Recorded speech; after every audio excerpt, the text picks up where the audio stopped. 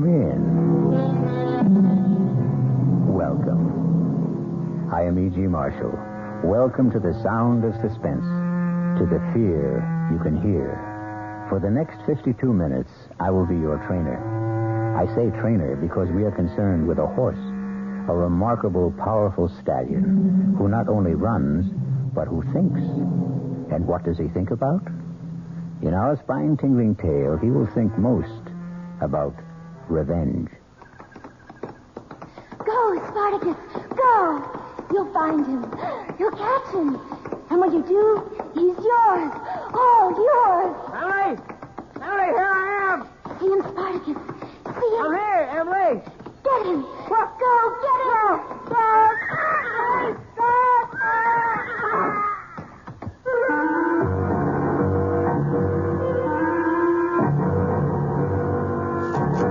Our mystery drama, Death Rides a Stallion, was written especially for the Radio Mystery Theater by Sam Dan and stars Mason Adams. It is sponsored in part by Anheuser-Busch Incorporated, brewers of Budweiser, and by the Kellogg Company, makers of Kellogg's Special K cereal. I'll be back shortly with Act One.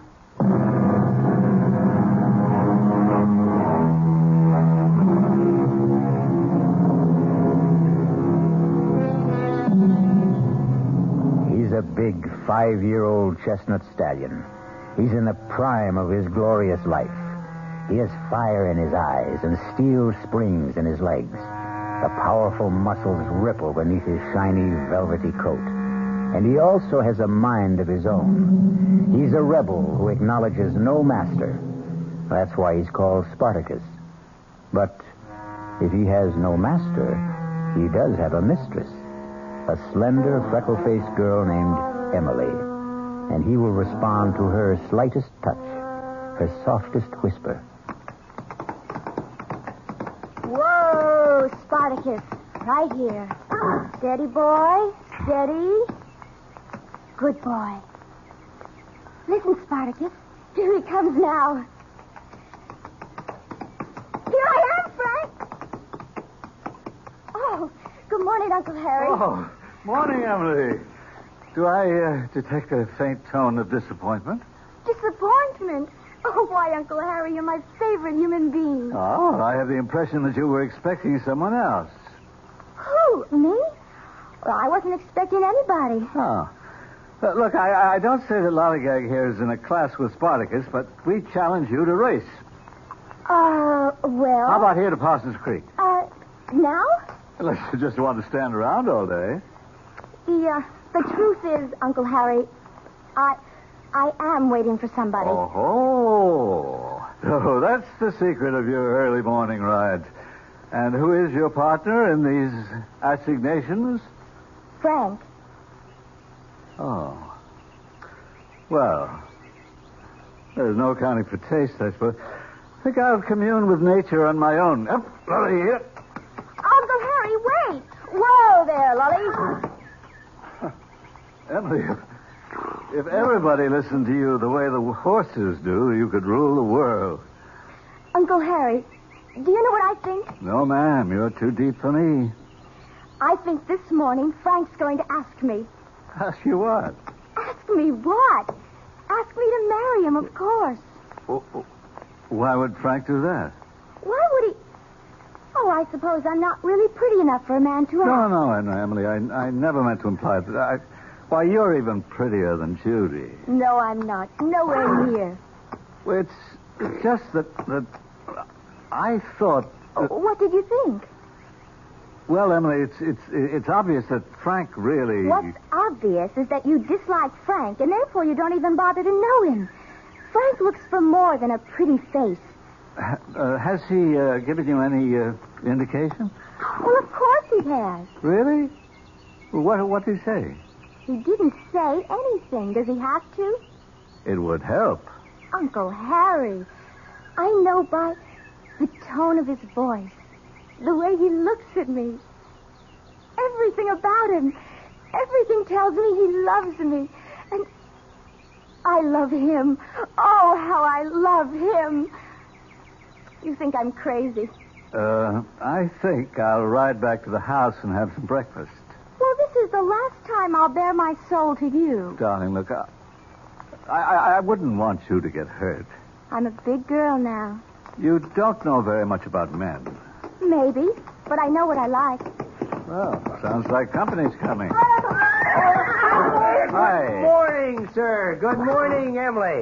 Good morning, Frank. Well, look who's here. Kind of early in the day for you, Judy. I know, but we're out to spread the news. What news? Oh, Emily, darling, it's only right that you should be the first to know. After all, you introduced us. Frank and I, we're engaged. And we owe it all to you, Emily. We owe it all to you. And I want you to be my maid of honor. Now, promise. Oh, Emily, darling, I'm so happy. I'm so happy. Judy and I'll never forget what you've done for us, Emily. Can you believe this wild man? This fantastic Frank? He asked me just 5 minutes ago. I mean, I've been proposed to in my time, but never on horseback. It's another Judy Montgomery. Fabulous first. Frank, let's ride back to the house and tell Mother. See ya. Go, boy! Emily. They used to say, always a bridesmaid. But this time I'm doing better. Emily, I tried to tell I'm maid you. of honor. Maybe I'm getting there. Emily, he's not worth it. He is to me. Darling, please don't ride this morning. Why not? You're upset. I'm not upset. Oh, I can tell. All right, I'm upset. Emily, you'll get over it. I'm over it now. Emily, dear, one day you'll meet... I'll never get over Emily, it. believe me. Let's go, Spartacus. Go. Oh, Emily, wait. Emily. Go. Emily. Come on, Spartacus. Emily. Come on. Slow down. Faster, Spartacus, faster. Emily, you hurt your horse. Faster, Spartacus. Emily, please, you kill yourself. Go, Spartacus, go. Emily, look out. Jump, Spartacus, up. Emily, stop. Up, Spartacus, up.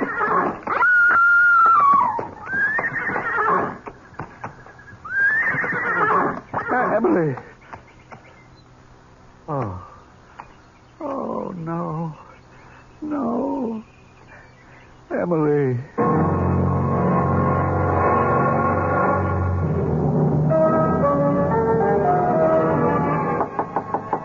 Come in. You wanted to see me, sir? Oh, it's you, Frank. Yes, sit down. Thank you. Wait till I shut off this music. Oh, let it play. It was her favorite Rhapsody. So it was. Oh, how are the ladies? Well, Judy and Mrs. Montgomery have gone to bed. It's been a terrible ordeal. But with the coroner, why was all that necessary? You have to establish the cause of death. Well, wasn't it obvious? What a thoroughly obnoxious man. Why did he have to ask so many questions when he knew from the start that his verdict would be accidental death? There isn't anything that I could do about it. But I disagree with the verdict. Well, what other verdict is possible? Murder. Murder? What? Do you mean someone killed her? Yes? Who? You. Me? Yes, you.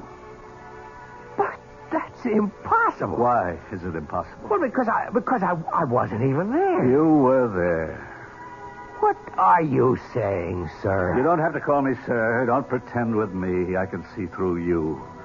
You're a young hustler on the make. You have no right to accuse me of You it. used Emily to get to Judy. You're going to marry Judy for her money. I don't think I have to sit here and listen to There's nothing intrinsically wrong with marrying for money. Does anyone seriously believe that poverty improves the quality of love? I married Mrs. Montgomery's sister for her money. Yes, I married her for her money. She married me for my looks, and both of us knew it. And we've had a perfect marriage. But you're a scoundrel, and you won't even give Judy her money's worth. Now, look here, sir. I said don't call me sir. You can relax with me. Don't be afraid. Even though every word I say is true, I couldn't prove any of it. None of it's true. You accuse me of killing Emily. That's a lie. You say I was there. You know I wasn't there. I was with Judy. We were riding back to the house. You know it for a fact. Have a drink. I don't drink. Don't say it so smugly. You have other vices that are worse. I say you were with Emily. I was No, not. don't interrupt. Since the very day you met Emily or arranged to meet her, you've been with her always. I think you're mad. That's my saving grace. But to say that I was with Emily when you know... You were with her as far as she was concerned. I don't know what you're talking about. So few girls like Emily in the world. Oh, what a shame that you had to waste one of them. You knew that she was in love with you. Well, love, I'd say it was a crush. Girls like Emily don't have crushes. They fall in love only once, and it's forever. She was in love with you, and you know it. Admit it. What is this, an inquisition? I don't have to put up with it. Of course you don't, but don't try my patience either. I'm doing this for your good. For my good? Make it difficult for me, and I'll wash my hands of the whole business. Why do you say for my good? If she fell in love with you of her own accord, well, that's a tragedy, but it's her tragedy. But if you made her fall in love with you, you're guilty of murder. Why? Because you knew it would kill her. The fact that you were only playing with her would kill her. The fact that you were only using her would kill her. All right. Maybe I did lead her to believe that I was in love with her. And it's murder in the first degree. Premeditated. I didn't know she'd take it this way. You knew. You knew it would destroy her one way or another. Okay, Harry. I killed her. That's what you want me to say, isn't it? Yes. Well, maybe she'll forgive you. Oh, come on, Harry. That's unworthy of you. Sure, I killed her. And you know why it doesn't destroy me? Because she was a girl who walked around saying to the whole world, kill me. Please, somebody kill me. She was so trusting, so naive. Anybody could have broken her heart. Anybody could have betrayed her. Nobody has the right to be that defenseless. I was just the guy who happened along. Yes. Well, despite it all, she'll forgive you. Sure, Harry. Don't humor me. She loves you. And when she loves forever. A little thing like death isn't going to stop her.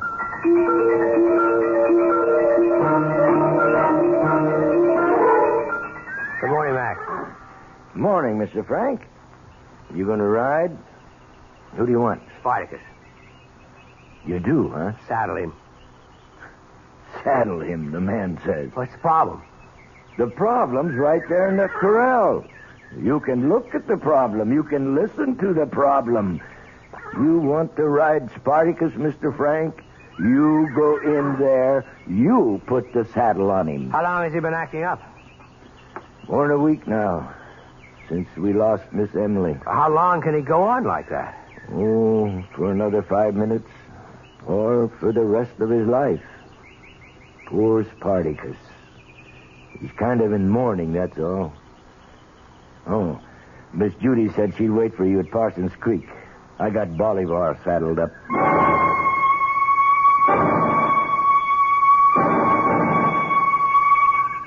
You know, Frank, ever since I was a little girl, nice things have always happened to me here at Parsons Creek. You're not listening, Frank. Judy, darling, I wait breathlessly for each word. No, your mind is somewhere else, and I won't have it. I want all of your attention. Now, what have you been staring at for the past few minutes? Judy, look straight ahead toward that clump of birches at the edge of the field. Why? There's a horse standing there. I don't see anything. Big chestnut. If I didn't know that Spartacus was back in the corral... Have you had breakfast? No, but that doesn't... It's the most important meal of the day. You're probably seeing things because you're faint with hunger. What do you mean you don't see anything? And it gives you a bad temper, too. Judy, don't joke with me. Missing breakfast is no joke. We're going to go right back and get you some. That's Spartacus standing there, and someone is on him. Wait. Whoever it was just moved behind the trees. Come on. Where? We're right over there. I'll prove it. I didn't see anything. I don't have to prove anything. Wait here.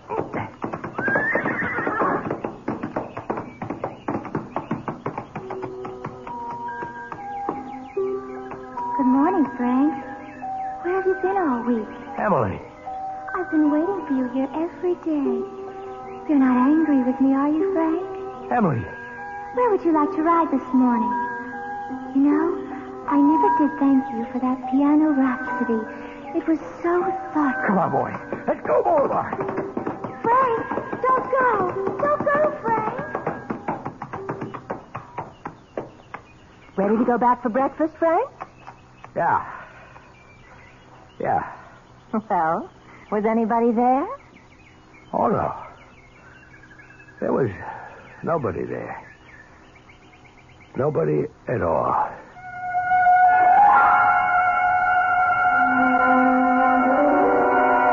It could be a bad dream. And everything will be all right when Frank wakes up. But how can he wake up when we all know he hasn't been sleeping? We'll return shortly with Act 2.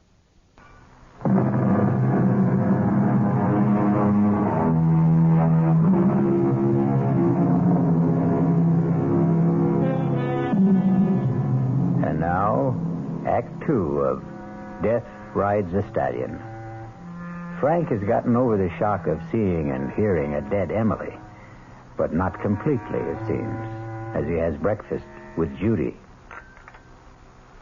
More coffee, Frank, darling? Thank you. You know, you weren't exactly filled with chatter and high spirits this morning. Sorry, Judy. You hardly said a word, all during our ride. I guess you're right. I should never skip breakfast. Oh, no, that isn't true. You should always skip breakfast, or you'll wind up fat as a pig. The wit and wisdom of Uncle Harry. Morning, sir. And how are the true lovers this morning? Oh, I'm fine. Frank is a bit gloomy, though. I'm not gloomy. Yes, I would say you are. I'm an expert on gloom. I was once engaged to a boy. Do you remember him, Uncle Harry, the tall, blonde? The one whose father owned all that oil? No, he was a redhead. The blonde's name was George something or other. Oh. Anyhow, he was undoubtedly the gloomiest human being east of the Mississippi. Well, Frank, what's the problem? There isn't any problem. Frank's been seeing things. Is that a fact? Now, Judy. Now, Frank, don't deny it. He was actually convinced he saw Spartacus out riding this morning. Spartacus? And somebody was on him. Whoa, that's remarkable. Not to mention impossible. In the first place, nobody's been able to ride Spartacus since poor Emily. And in the second place, Spartacus hasn't left the stable in all that time. Who was supposed to have been riding him, Frank? Look, the whole thing was a kind of a hallucination. Now, please forget it. All right, darling. Will you be judge at the competitions this year, Uncle Harry? Well, is it still on, after all, darling? We're in mourning. Oh, would Emily have wanted us to call off the show? What better way is there to remember her? Poor child. Frank, do you think that we should... Where's Frank? Well, he was just sitting here. Where'd he go?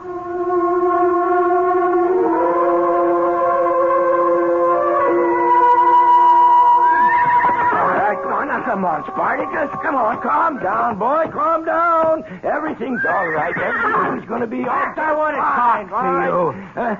Oh, good morning. That's Spartacus. Still can't do a thing with him. You don't have to play that game for me anymore, Mac. Game, Mr. Frank? Tell me the truth, or I'm going to beat it out of you. You raise your hand to me, and I'll be forced to break your jaw. Nothing the matter with Spartacus. He was out riding this morning. But that's news to me. Who's paying you off? Mr. Frank, that jaw of yours is starting to look like a good target. You saddled Spartacus after I left here. I saw him. He was near Parsons Creek. Oh, you ain't well. You want to sit down? I'll get you a glass of water. Now, just get sit your down. filthy hands off me. Frank, what's the matter? Nothing is the matter, Judy. Mac? I think the sun's a little strong this morning, Miss Judy, and you know these city fellas, they never wear hats. Frank, you don't look well at all. I'm fine. Now, listen, darling, listen to me. I'm going to call Dr. Stoneman. I don't need a doctor. Yes, you do. You do. I don't want to hear another word. You just go to your room and rest.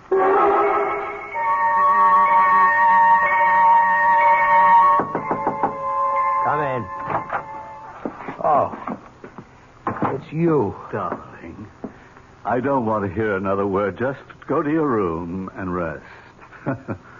Well, I can tell who's going to wear the pants in your family. Not to mention the shorts and the slacks.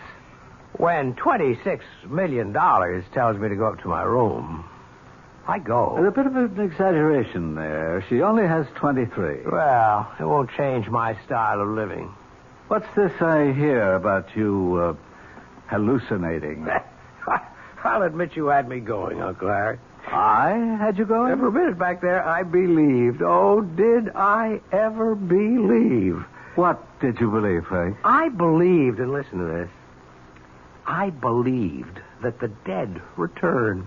I believed that I actually saw Emily sitting on horseback, sitting on Spartacus. Oh, of course it was your imagination. No, it wasn't. You mean she was sitting on Spartacus? Let's say somebody was sitting on Spartacus. Somebody you hired, an actress made up to look like Emily. Why would I do a thing like that? Because you know I hate your guts. Oh, come on, Frank. You don't really. Oh, I do. And once I marry Judy and start assuming some control around here, you will be thrown out on your ear. Frank, you wouldn't. And you can either starve to death or you can find somebody else to sponge on. Oh, I see. That's why I'm trying to drive you crazy. Exactly, but it won't work. Yes, I could have hired someone to impersonate Emily, but I could never get her on Spartacus. That horse is completely unmanageable. I think you're bribing that fool down at the stables. Oh, don't let that pose of his throw you. He's far from a fool. Actually, he's a physicist. You plan to put this girl, this actress, on Spartacus, and my vivid imagination would then do the rest. He just realized one day that live horses were more interesting than dead mathematics. Oh, I blew it this morning. No question about that. I panicked. I lost my cool. First, when I actually thought it was Emily. Second, when I tried to put muscle on that moron at the stables. Frank, believe me, his IQ is higher than yours. I lost points with Judy, but it'll never happen again. Sorry to end your fun so soon, Uncle Harry. Come in. Frank, darling, I came by to check. Has he been resting, Uncle Harry? Oh, yes. He's been as good as gold. My darling Judy, won't you believe I'm all right? You didn't look all right, and you didn't sound all right just a little while ago. I'm fine right now. I'm just fine. Oh, that's good, darling. Because we're having dinner with the Farringtons. Oh, Judy, he's such a bore. Of course. But he has one of the biggest stock brokerage firms in the country. We were talking about making you vice president. Judy, I'm not interested. Frank, darling, you'll have to do something. I don't know anything about... And there's no reason you can't learn. Now, Uncle Harry knows all about finance. Let him teach you. Will you, Uncle Harry? Oh, gladly. I'll pop in again soon just to check on you. Does she know your plan to assume control after the wedding? Don't you worry about me. I know how to handle women. Well, Judy has all the money, but you know you'd have been much happier with Emily.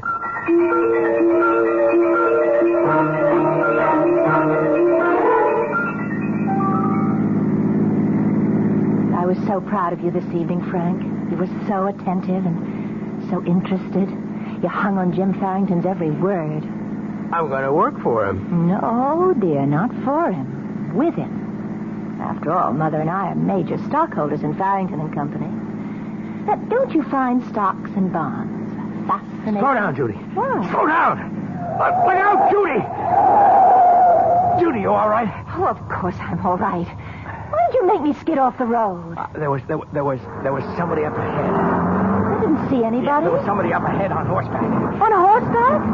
At 11 o'clock at night? I could have sworn. Now, maybe it was the shadows. Oh, you have this thing for people on horseback, Frank. I'm never going to get out of this ditch. We're less than a mile from home. Let's walk.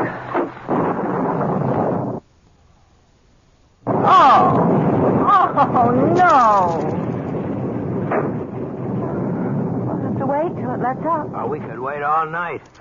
Tell you, I can run to the house, pick up another car, and be back in 10 minutes. Oh, I was waiting for you to suggest a gallant thing, darling. You mind waiting alone? Why should I mind? These are my woods. Well, there goes.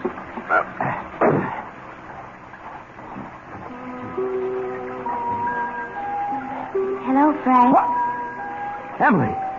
Poor Frank. You're getting soaked. Climb up. Ride with me. Emily, what do you want? I want you to come with me, Frank. Where? Where we can just be together all the time. Just you and me, Frank. You love me. This is some kind of trick, but it isn't working. Harry, he hired you. No, Frank. I'm Emily.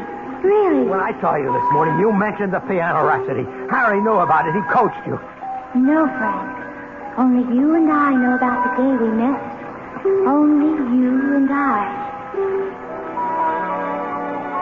Excuse me. I think this is my seat. Oh, have one. So does mine. Hey, look at the date on your ticket. It's for tomorrow. Oh. Well, look, you take the seat anyhow. Oh, but I couldn't. I insist. Now sit down and enjoy yourself. And we met in the lobby at intermission. And you bought me a lemonade. And when I said my name was Emily Montgomery, you said... Of the Montgomerys? Well, yes, that's what we're called. Hey, I had no idea I was buying a lemonade for an heiress.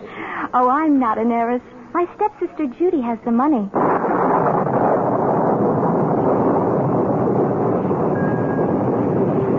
Come with me, Frank. No. Don't be afraid, Frank. I love you. I wouldn't harm you. Come with me. I can't go with you, Emily. Why, Frank? Why? Because you're dead. Oh, no, Frank. Love never dies. And neither do lovers. You remember that verse you once recited? So speak to me of parting never. For all who love shall live forever. Keep away from me. Frank, I forgive you for Judy. Keep away, I said. You were poor all your life, and when she smiled... Keep away, please. But I'm the one you love. I'm the one you want. Come with me, Frank. Keep away from me. Frank! Don't go, Frank! Keep away from me. Keep away from me. Keep away from me.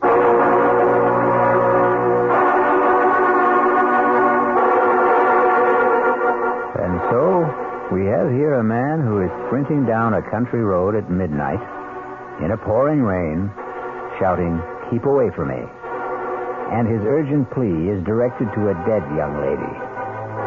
And yet, 12 hours ago, he was convinced that the dead do not return. We'll return shortly with Act 3.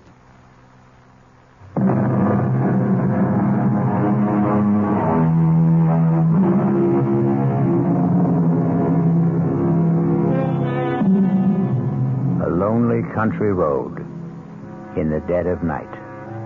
It can try the souls of the most practical of men. Pragmatic, sensible Frank is now terrified, delirious Frank. Keep away from me. Keep away. Keep away. What? Lie back, Frank. Lie back and be quiet. What? How did I get here? What am I doing in bed? Judy found you lying on the road, unconscious. I waited in the car for almost an hour. I thought you'd taken this as an excuse to run out on me. Oh, Judy, don't say that. Darling, now don't excite yourself. No, I'm fine. I'm okay. See, the rain had let up, and I started to walk home. And there was someone lying in the road. And it was you. What happened? I must have tripped over something, or maybe I ran to a low-hanging branch. I guess I was knocked out. And you kept moaning, "Keep away from me." Why? Well, Who? I don't know. I guess I must have been having a nightmare. Well, listen, the first thing in the morning, we'll see Dr. Stoneman. But right now, what you need is some sleep. And we'd better leave you alone. Are you coming, Uncle Harry? Yeah, in just a minute. Frank, dear, you look very tired. You try to get some rest. Good night, my darling. Good night. So, you were running, you tripped, you fell, you were knocked unconscious. Oh, no. No, that story won't do. You don't have a mark on you. What are you talking about? She's starting to have second thoughts, Frank. Bad move. You should have chosen Emily. No $23 million there, but she wasn't exactly a welfare case either. It won't work, Uncle Harry. You can't hope to psych me out of it. Nobody can psych me out of it. Little things, Frank. Little straws in the wind. For instance, she just said, "I waited in the car. I thought you'd taken this excuse to run out on me." What she really meant, Frank, she might be looking for an excuse to run out on you. Enjoy yourself, Harry. I've been with that girl through, it has to be at least a dozen engagements. Each one is like a fever. It runs a predictable course. And you can always tell when she's reached the crisis. She becomes thoughtful.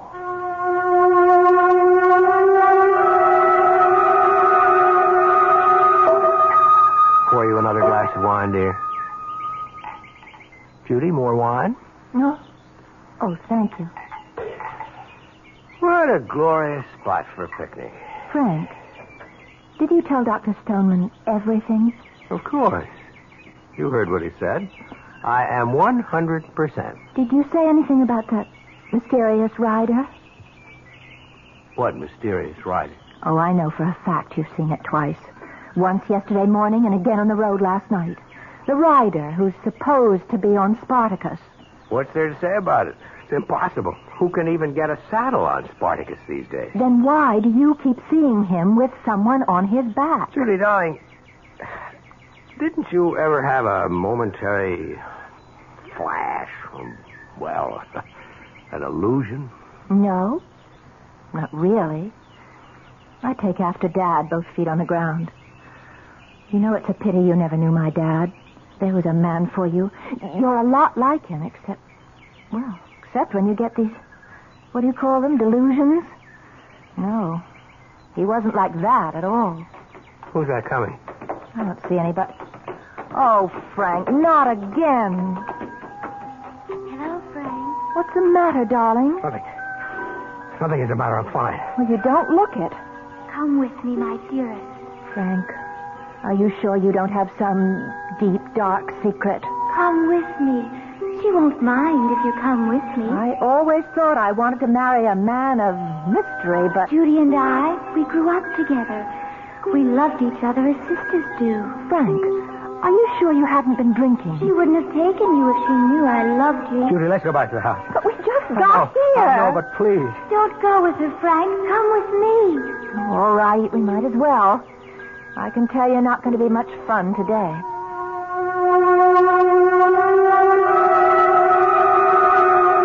Good morning, Mr. Frank. Do anything for you? Mac, Spartacus has been here all morning, hasn't he? This time you don't have to take my word for it. The vet's in the stable. He's been here all morning. Ask him. Want me to call him? No, never mind. Hey, you look nervous, Mr. Frank. You ought to get some rest. Yeah, sure. The vet's been here all morning, and so is Spartacus. Why do you keep asking? How long will it take you to saddle Spartacus? The way he is now?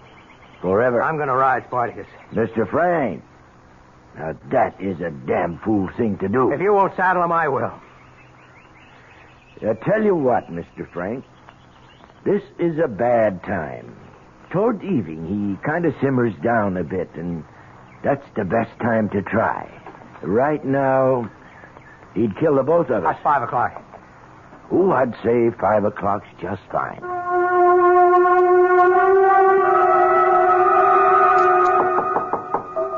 Come in. Well, I'm here to attend your education as a budding financier, as per your fiancé's instructions. So, let's begin with something right up your alley. Let me tell you about watered stock. Oh, shut up. People have been talking about you. Mac in the stables, for one. He tells me that you intend to ride Spartacus. That's right.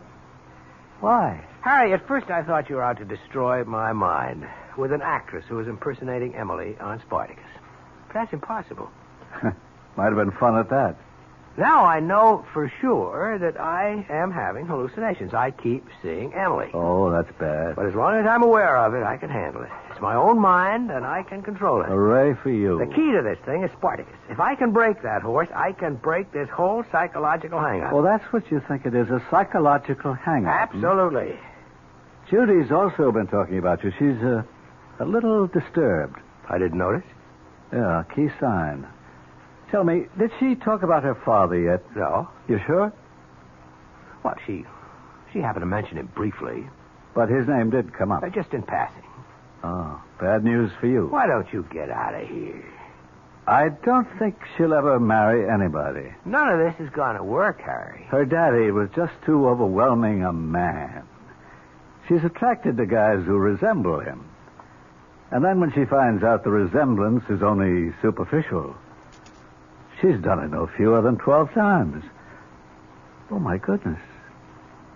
You're number 13. Will you get out of here? I'm supposed to teach you how to be a stockbroker. Cut it out. Well, here you are, you two. Hard at work, I hope. How are the lessons coming? The lessons are coming to an end. You mean you've learned everything already? I don't intend to learn anything. I don't care about finance. I won't go into an office with that idiot Farrington, and when we're married, I intend to make the decisions. Well, of course. Now, what did you want to see me about?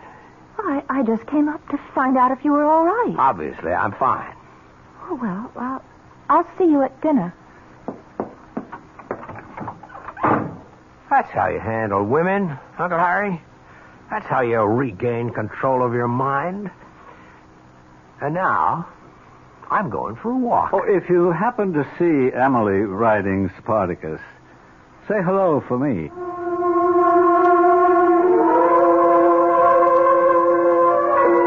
Hello, Frank. Emily, you're either in my mind or you really are out there. I'm out here, Frank. Either way, I can live with it. You won't destroy me. Oh, my darling. I'm not here to destroy you. I'm here to save you. Emily, I don't love you. Believe me, I used you. I used you to meet Judy. No, Frank, that's not true. You love me. Some stranger. Something. Someone who's alien to your very nature was attracted to Judy. Oh, Frank, she won't marry you. She doesn't love you. She will marry me. I've come for you, Frank. We'll be together, always. Go away from me. Speak to me of parting never. For those who love shall live forever. Emily, I don't want you. Yes, you do. Oh, how badly you want me. How you need me. I can live with this. I can keep seeing you and talking to you. It won't destroy me. I'll just get used to it. I will get used to it.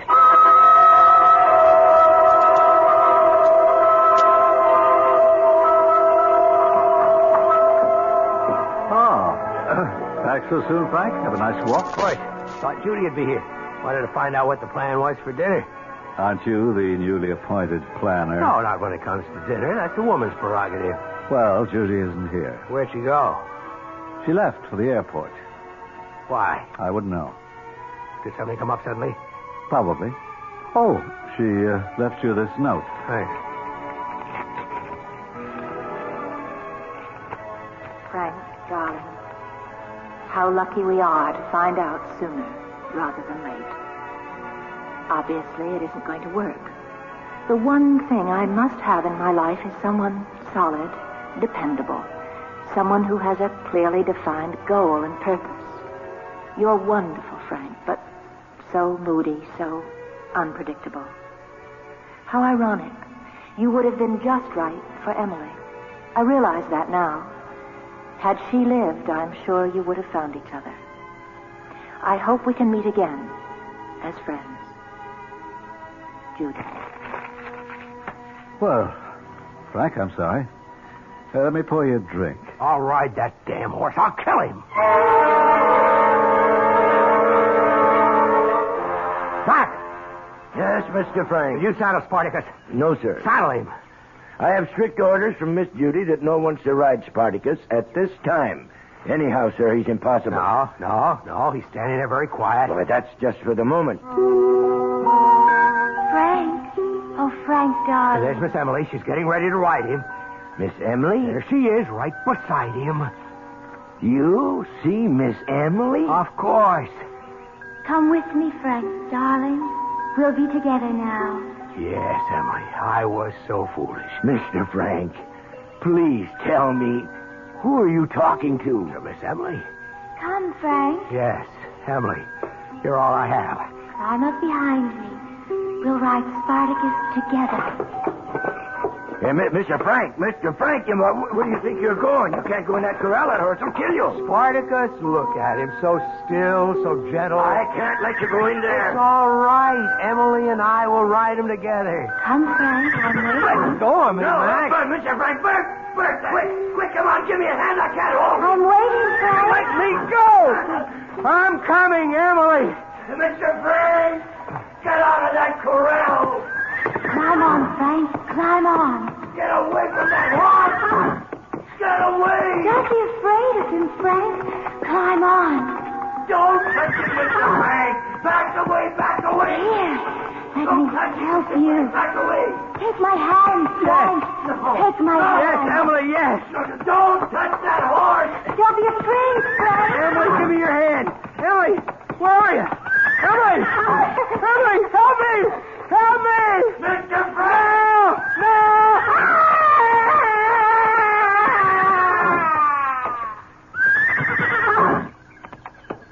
Bert! Get a rope.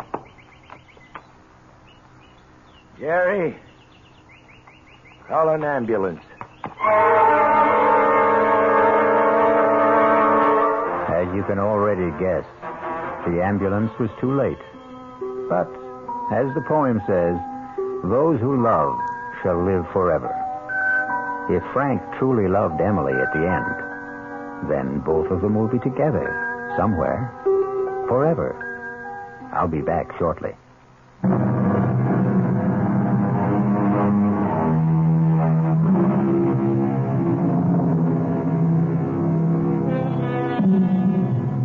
Do you believe the story of Spartacus? Well, maybe you should, because whenever we vouch for something, we say it's from the horse's mouth. That's because everyone knows that horses never lie. Our cast included Mason Adams, Marion Seldes, Paul McGrath, Barbara Worthington, and Harry Belliver. The entire production was under the direction of Himan Brown. This is E.G. Marshall inviting you to return to our Mystery Theater for another adventure in the macabre. Until next time, pleasant dreams.